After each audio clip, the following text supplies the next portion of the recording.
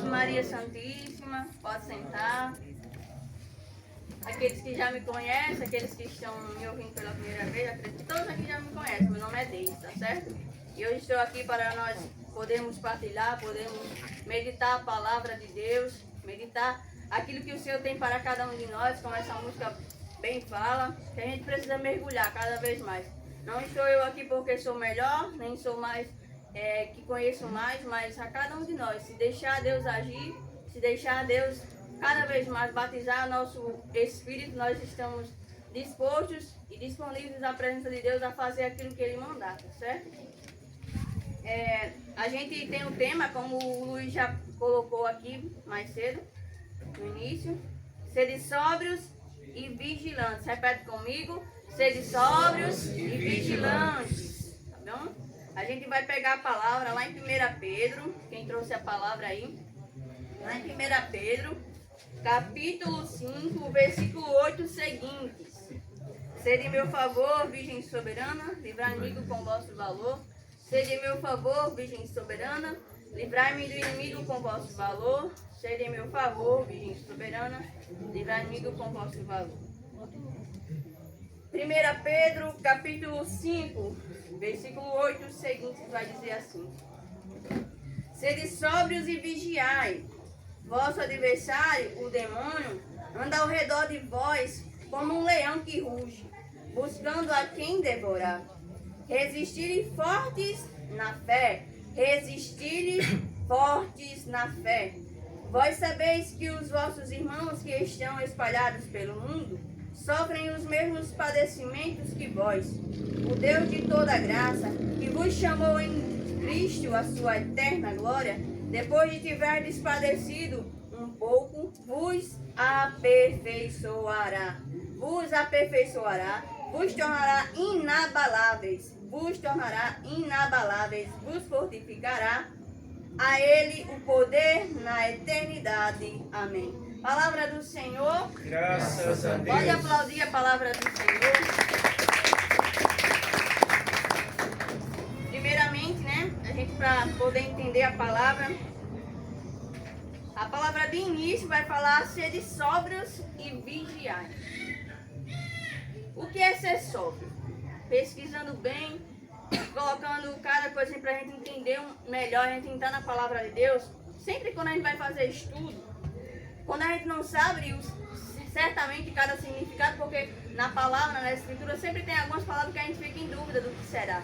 Então a gente precisa buscar conhecimento cada dia mais, tá bom? E aí o que significa sóbrio? Significa ter autocontrole, moderação, domínio da nossa conduta, certo? E aí o que é esse domínio com cada um de nós? Nós sabemos que nós vivemos um combate espiritual na nossa vida. Existe aqui a carne, mas também existe o espiritual. Todos nós sabemos, aqueles que creem em Jesus. Todo mundo aqui crê em Jesus? Sim. Amém, né? Então nós temos uma certeza de que existe a nossa carne e existe o espírito, certo? E aí por segundo, a gente vai colocando aqui, eu vou colocar parte para a gente entender melhor, para depois a gente entrar nessa meditação. O demônio é o nosso adversário. Lá em Efésios, capítulo 6, em diante, versículo 10, 6, versículo 10, acredito, seguindo, vai falar sobre: não é contra homens de carne e sangue que temos de lutar, mas contra os principados e potestades, contra os príncipes deste mundo tenebroso, contra as forças espirituais do mal. Ou seja, nós, seres humanos, nós católicos, nós que somos verdadeiramente que buscamos a palavra de Deus, entendemos que não é contra, vamos dizer, contra Eduardo, contra cada um que está aqui, Adriene. Eu não luto contra essas pessoas, eu luto contra seres espirituais do mal espalhados nos ares. Então nós temos que ter noção de que o mal sempre vai querer a nossa derrota. O mal sempre vai querer nos colocar para baixo. O mal sempre vai querer nos colocar pessoas tristes, que buscam a felicidade momentânea, mas que depois vem a tristeza. Depois a palavra vai dizer aqui, São Pedro, resistir na fé. Lá em São Tiago, voltando mais aqui, São Tiago, capítulo 1, versículo 12, vai falar assim: Feliz o homem que suporta a tentação, porque depois de sofrer a provação, receberá a coroa da vida. Receberá a coroa da vida. Eu costumo dizer que a resistência na fé é a nossa maior prova de amor a Jesus. Se nós passarmos por coisas mais difíceis na nossa vida, as coisas mais difíceis que a gente pode imaginar, se a gente resistir na fé, meu irmão, é uma felicidade enorme que vem sobre o nosso coração, sobre a nossa vida espiritual. Não tem explicação a felicidade daquele que suporta todas as dores, que é aquele que resiste na fé, aquele que apesar de tudo resiste, porque Jó foi um homem que provou a sua fé. Quando o demônio fala para Jesus, o demônio antes de tocar na vida, né, na vida no sentido, nos materiais de Jó, ele pergunta a Jesus, a Deus, se podia tocá-lo, mas Jesus fala o quê? Deus fala o quê? Não toque-lhes na sua alma, mas em tudo que ele tem. E o demônio fez. O demônio tirou tudo aquilo que era material, todos os seus bens, animais, filhos, tirou da sua vida. Colocou-lhe uma doença, uma lepra. E ele fala, Jó, Deus me deu, Deus tomou, bendito seja o nome do Senhor. Diante de tudo que ele estava passando, Jó não foi uma pessoa que murmurou, mas ele somente agradeceu e disse, aqui estou para viver a vontade de Deus. Assim eu coloco para a gente entender melhor, tá bom? E aí a gente olha a resistência desse homem na fé. Olha a resistência de Jó, passou por tudo e não desistiu. E aí aqui em 1 Pedro ele vai falar sobre a perfeição. Ele vai nos aperfeiçoar. Porque lá em Eclesiástico 2 vai falar que o ouro e a prata será provado pelo fogo. Eu e você, meus irmãos, eu e você seremos provados. Porque não adiantaria a gente viver somente na felicidade nesta terra. Não adiantaria a gente viver somente indo para a missa, somente vivendo o Santo Rosário, só um momento de louvor, mas nós seremos provados. Não tem como fugir, no sentido de que nós seremos lapidados, aperfeiçoará. A perfeição vem de quê? Ser lapidado, ser cortado, ser tirado aquilo que não é de Deus, né? E aí, a gente olhando bem essa perfeição, a gente olha o quanto a gente precisa mudar, né? Na nossa vida espiritual, a gente vai ter que deixar muitas coisas de lado. Não somente rezar, não somente ir à Santa Missa, não somente fazer aquilo que é básico, entre aspas, porque ir à Santa Missa é um dever, mas é também um amor que nós estamos entregando a Jesus de recebê-lo todos os domingos. Então essa perfeição vem do desapegar-se. Quantas pessoas estão inclinadas ao apego deste mundo? Quantas pessoas não querem ser aperfeiçoadas? Né? Quantas pessoas não querem mudar, vamos dizer, a sua conduta com Deus, porque já faz isso, já faz aquilo, mas nós precisamos entregar mais. A palavra diz que é preciso resistir para ser aperfeiçoado. E nós seremos aperfeiçoados. E por fim vai dizer que nós se tornaremos inabaláveis. É uma pessoa inabalável, uma pessoa que passa por tudo e não desiste. Uma pessoa que é fortalecida. Porque lá no Salmo 26 vai falar, sei que verei os benefícios do Senhor, espera no Senhor e ser forte, fortifique o teu coração e espera no Senhor. Fortifique o teu coração e espera no Senhor.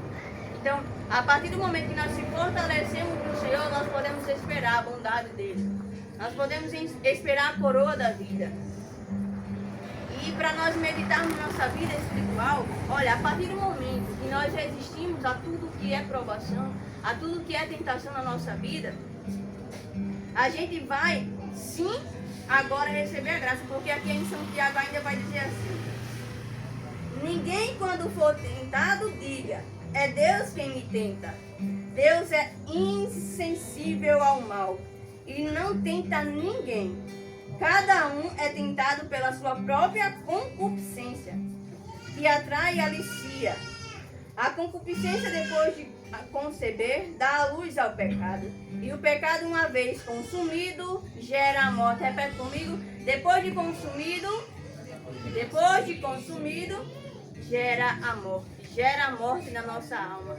Olha, meus irmãos, o pecado, né? Deus não vai tentar ninguém, mas nós temos a concupiscência, a inclinação ao mal. Nós temos uma inclinação ao mal. Se nós formos observar, cada pessoa nasce com uma tendência a uma inclinação maior, né? Cada pessoa nasce com a concupiscência do pecado original, de pecar talvez mais na fornicação, que leva muitas das vezes ao pecado, né? Vamos levar assim, vamos olhar bem cada coisa na nossa vida. Cada um tem uma inclinação a mais. Mas é preciso agora olhar para não levar à morte, porque a palavra vai dizer aqui em Santiago que depois que o pecado é consumido, vai gerando a nossa morte.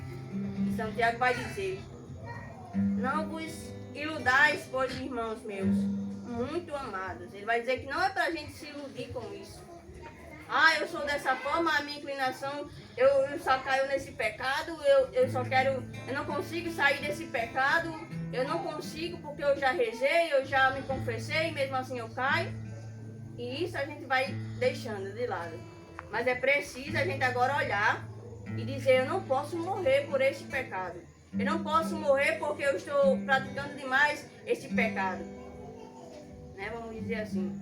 E aqui que estamos falando é a palavra de Deus, a gente está meditando, tá certo, meus irmãos? E aí quando a gente olha bem, eu vou aqui colocar, meus irmãos, 5 principais conselhos de São Padre Pio para combater a Satanás. Né? Aquilo que é do mal para a nossa vida. Né? Eu vou colocar aqui, primeiro, São Padre Pio vai dizer: rezar o Santo Rosário diariamente. Como é feliz uma alma que consegue e vive tentando rezar o texto, o rosário, meditar esse rosário, o texto na nossa vida diariamente. Porque ele é a nossa força, é o nosso rochedo. Porque São Padre Pio vai dizer, quantas almas ele conseguiu livrar do demônio através do Santo Rosário. São Francisco de Sales também vai falar. São Domingos também, aquele que recebeu das mãos de Nossa Senhora o Santo Rosário. Essa é uma das principais coisas que nós temos que colocar na nossa vida. Santo Rosário diariamente. Segundo, confessar-se frequentemente. Quantas pessoas falam: eu não vou me confessar com um padre porque ele é pior que eu. Quantas pessoas já falaram: eu não vou me confessar porque eu vou pecar novamente. Eu não vou me confessar porque aqueles que se confessam vivem fazendo pior do que eu lá na igreja. Quantas pessoas olham dessa forma? Mas o Espírito Santo de Deus, e olhando para o sacerdote, se você pensa que o sacerdote é pior do que você, pior que a gente, ele não pode olhar para a gente, olhar para as mãos sacerdotais que Deus concedeu a ele. Aquilo que São Pedro ligou na terra foi ligado no céu. Então, a partir do momento que as mãos deles impostas sobre cada um de nós, perdoa os nossos pecados estão perdoados. Tá bom? E aí, o terceiro conselho de São Padre Pio fala: evitar ocasiões de pecado. Quantas das vezes a gente se permite estar em locais que nos levam a pecar? Porque lá em São Mateus, capítulo 5, versículo 29 seguinte vai falar: se tua mão leva ao pecado, corta-o. Se o teu olho está te levando a pecar, arranca-o. Quantos de nós estamos em ambientes que os nossos olhares levam ao pecado? Estamos em locais que só escutamos pornografia. Estamos em locais que só falam palavrões. Estamos em locais que o nosso corpo ali é mostrado de uma forma que não é do agrado de Deus. Estamos em ambientes que não cabem a nós que somos católicos. Estamos em ambientes que nos levam ao pecado. Estamos em ambientes que não nos levam para uma vida de oração. O quarto conselho de São Padre Pio é buscar uma direção espiritual. Buscar um diretor, verdadeiramente, um diretor que leve uma direção espiritual para cada um de nós. Um sacerdote como São Padre Pio, que acolhia tantas e tantas pessoas, para dar conselho, para mostrar o caminho. Nós temos que ter um diretor espiritual, nós temos, mas muitas vezes a gente não consegue, né? Às vezes por vergonha, talvez por alguma ocasião que você não se deu bem com alguém, mas que você precisa olhar, né? Eu tenho padres, né, não são daqui, mas que conseguem me dar conselho. Eu consigo estar com ele direto? Não consigo, mas eu acompanho a vida deles. Eu acompanho o testemunho deles. Eu acompanho o que ele, nas suas pregações, fala diariamente. Isso ali também é uma direção para cada um de nós. E também, aqueles também que têm um amigo, que pode dar um conselho, assim vai falar lá em Eclesiástico 6,14, aquele que encontrou um amigo, encontrou um tesouro. É feliz quem tem um amigo fiel. A Eclesiástico vai falar isso. Então, a partir do momento que nós temos amizades que nos levam à santidade, que nos levam a ter conselhos verdadeiros, quantos muitas das vezes, né, tivemos amigos que só queriam a nossa perdição, só quer nos levar para ambientes de bebedeira, só quer nos levar para ambientes de pornografia, só quer nos levar para ambientes que nos desgastem, vamos dizer, financeiramente. Tem amizade que não é do nossa conduta. Então é preciso olhar também como é que nós estamos conversando. Será que é pessoas que têm testemunho para dar para mim, para você? Né? A gente tem amizades que são verdadeiramente... E eu digo a Deus e agradeço a Deus por amizades que eu tenho hoje, que conseguiram, através do seu testemunho, através de uma oração, através de um conselho, me deixar de pé. Quantas das vezes eu estava na pior na minha vida? Quantas das vezes estavam na pior amargura, mas através de um conselho de um amigo, através de vamos sair, vamos conversar, eu já consegui ser liberta, ser curada através de uma amizade boa.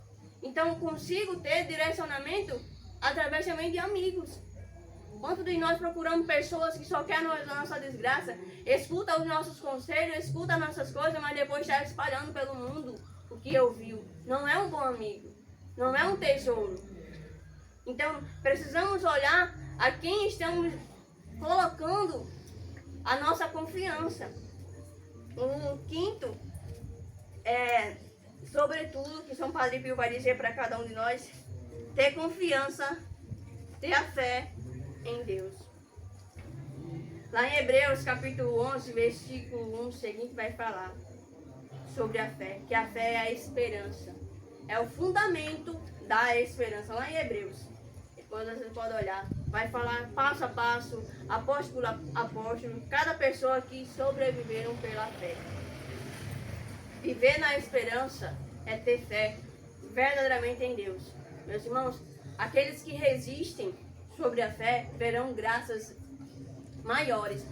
E se você pensa, eu estou aqui hoje, minha família hoje está tão distante de mim, eu digo para você, meus irmãos, eu também pensava assim um dia, mas hoje eu consigo ver minha família mais próxima de mim, mais próxima de Deus. Porque quando eu comecei com 15 anos minha vida na igreja, vamos dizer assim, e era só zombaria, viu, dentro de casa. Nenhum momento foi de acolhimento, não. Nenhum momento foi de acolhimento. Então tudo que eu escutava, muitas das vezes o primeiro impacto eu chorava. Mas depois que o passar do tempo, eu disse, sabe uma coisa? Isso não vai me levar a nada. Se eles estão acolhendo ou não, é minha vida agora com Deus. Se eles um dia permitir ficar bem, ficar tudo bem. Então comecei agora a rir, né? Começava a falar as coisas, criticavam e eu começava a rir. Então tudo aquilo que vinha de crítica, agora eu começava a rir, né? E tudo aquilo que falavam um dia de mim, hoje eu posso dar graças a Deus porque eu não desisti e eu resisti na fé. Um testemunho muito vivo. Agora recente foi de São Miguel Arcanjo, na quaresma, e eu comecei a rezar os 40 dias, né, da madrugada com o Frei Gilson, que estava em Natal esses dias, mas quando eu voltei para casa, e as pessoas falavam lá em casa, como é que tu aguenta, pelo amor de Deus? Como é que tu aguenta, hein? Quando foi outros dias, levantou uma irmã, depois levantou a minha mãe, e depois levantou o meu pai, e eu teve um dia que estava tudo em rezando. Para você ver que a nossa resistência na fé, e eu fiquei tão feliz que eu não sabia nem como é que rezava mais. E eu comecei a rezar com eles, né? Foi um dia que era para rezar com a família, eu nem pedi. Como minha mãe tinha ouvido no dia anterior que era para rezar com a família, ela foi e pediu a ele e eles levantaram na madrugada. Então rezaram todos juntos comigo. Então foi uma felicidade, eu posso dizer e testemunhar para vocês, meus irmãos. A felicidade que você está aqui hoje buscando a Deus, resistir na fé também te levar outras pessoas a resistir na fé. Levará o sorriso da tua casa, levará o sorriso da tua família, através do teu testemunho. Isso não é brincadeira, porque aquele que busca a Deus, aquele que dá testemunho, aquele que leva outras pessoas a amar a Deus também, será glorificado por Deus no sentido de que será feliz, receberá a glória, receberá a coroa da vida, né? A gente pode olhar isso bem, quanto testemunho de pessoas santas, pessoas que buscaram a Deus e não desistiram, e sua família também foram convertidas. E é preciso o quê? Resistir à fé. Quantas das vezes pensei que não ia suportar tantas dores na minha vida, tantas calúnias, tantos sofrimentos, mas quando a gente passa, a gente realmente olha para a palavra que está lá em Eclesiastes que fala, tudo passa, tudo passa. Há um tempo para cada coisa na nossa vida. E a gente precisa o quê? Desapegar deste mundo. Eu precisei deixar amizades que me levavam ao pecado. Eu precisei deixar ambientes que me levavam ao pecado. Eu precisei deixar vestes, mas primeiramente eu deixei mudar dentro do meu coração. Eu não fui mudando por impulso. Eu mudei primeiramente, eu disse, Senhor, eu quero mudar verdadeiramente para Ti. E uma palavra que me fez tomar adiante a minha vida com Cristo foi quando eu ia para os momentos e queria viver do meu jeito. Chegava em casa e vivia do meu jeito. Mas chegou um dia que eu escutei a palavra. Aquele que conhece a Deus e volta a fazer tudo aquilo que não é de Deus, é melhor que não tivesse nem conhecido a Deus. A palavra de Deus vai dizer isso. Aquele que conheceu a Deus e volta a fazer o pecado, volta a fazer o erro, é melhor que não tivesse nem conhecido. E ali me cortou, foi como uma faca, uma espada de 2 gumes na minha alma. E eu disse, eu preciso mudar verdadeiramente, eu preciso seguir a Deus verdadeiramente. Eu não preciso ser uma meia pessoa que vai à igreja, chega em casa, sou outra pessoa diferente. Não, eu preciso ser aqui em casa, eu ser onde eu for. E será que nós estamos sendo pessoas assim? Pessoas que buscam uma conversão aqui e em casa, aqui na escola, aqui no ambiente de trabalho? Porque posso também testemunhar, estou finalizando um curso agora, e nunca deixei a minha fé de lado, nunca me envergonhei de quem eu era. E chegou um tempo que a menina veio perguntar a mim sobre a fé, e ela falou, se você estivesse morando aqui em Natal, eu ia com você para a igreja. Então, a partir do nosso testemunho, a gente pode levar outras pessoas também a buscar a Deus. E eu fiquei tão feliz. E ela disse, venha, meu curso é em Natal, mas ela sempre pede, vem pra cá, a gente vai meditar. Ela sempre senta comigo para conhecer mais a fé. Eu quero conhecer mais a fé. Eu deixei a igreja católica porque não tinha quem me ensinasse a fé católica. E eu fiquei voando e ali eu pensei que era errado. Comecei a frequentar outras denominações. Também não me encaixei, mas eu amo a igreja católica, só que eu preciso conhecer. Aí eu falei a verdade, a gente só ama aquilo que conhece.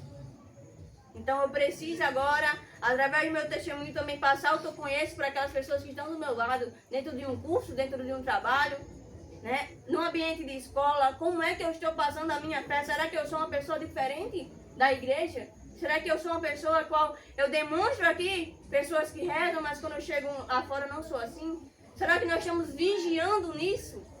É o que o tema vai falar sobre cada um de nós. Ser sóbrios e vigilantes. Eu preciso ser vigilante aonde eu for, aonde eu passo.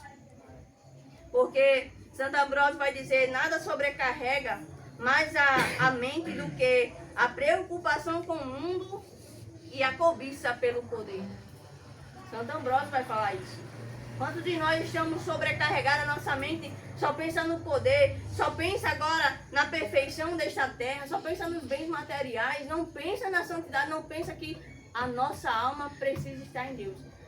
Frei Gilson vai falar que o demônio quer nos enganar. A nossa alma, ela tem sede de Deus. A nossa alma foi feita para Deus, porque na palavra vai dizer, nenhum de nós foi feito para o inferno, nenhum de nós. Jesus quer salvar cada um de nós, mas a nossa carne quer nos enganar.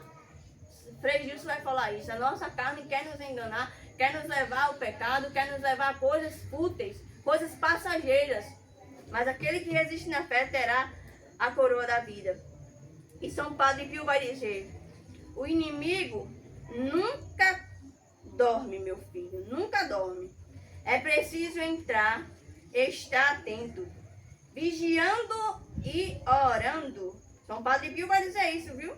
Quando oramos, dispomos das armas para defender-nos. Quando vigiamos, percebemos. Quando um vigia ele está, né, no portão, onde for, que ele escuta um barulho, que ele escuta algo diferente naquele ambiente, ele já vai ficar preparado. Então, na nossa alma, na nossa vida espiritual, devemos também ser vigilantes. Quando vir o mal, quando vir coisas para nos derrubar, nós já está atento e com a arma, aquela que o São Domingos vai nos dar, Santo Rosário, a confissão, pessoas que têm pessoas para aconselhar, um padre para aconselhar, buscar sempre a confissão, buscar um diretor. É isso que São Padre Pio vai deixar para cada um de nós. Tá certo? Então, meus irmãos, é possível a gente mudar. É preciso começar, né? São Padre Pio ainda vai dizer assim: pode um médico curar uma ferida que você não